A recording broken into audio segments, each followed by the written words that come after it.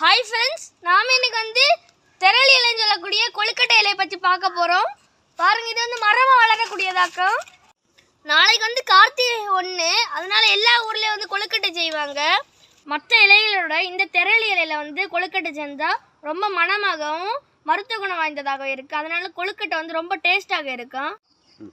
பாருங்கள், இது திழுந்தலை எவ்வளோ கிளிப்பச்சை கலரில் ரொம்ப அழகாக இருக்கும். பாருங்கள், இது விளைஞ்ச இலை. பாருங்கள், கட்டி பச்சை கலரில் இருக்கும். திழுந்த இலையோட இந்த கட்டி பச்சை இலை கொழுக்கட்டை செஞ்சால் ரொம்ப மணமாக இருக்கும். பாருங்கள், நான் இப்போ இதை கசக்கு எவ்வளோ மணமாக இருக்குன்னு பார்ப்போம். ரொம்ப மணமாக இருக்குது இந்த இலை. பொதுவாக கொழுக்கட்டை பலாமர இலை, பூவரசி இலை, பனை ஓலை இலையில் தான் செய்வாங்க. ஆனால் கன்னியாகுமரி மாவட்டத்தில் திரளி இலையில் மட்டும்தான் செய்வாங்க. அப்போ தான் ரொம்ப டேஸ்ட்டாக இருக்கும். இவ்வளோ பெரிய இலை திரளி இலையில் நீங்கள் பார்த்துருக்க மாட்டீங்க. செழிப்பான இடத்துல வளர்ந்துருக்கனால தான் இவ்வளோ செழிப்பாக பெருசாக இருக்கிறது. இந்த மாதிரி இயற்கையான வீடியோ பார்க்க மறக்காம சேனலை சப்ஸ்கிரைப் பண்ணுங்கள். அனைவருக்கும் நன்றி, வணக்கம்.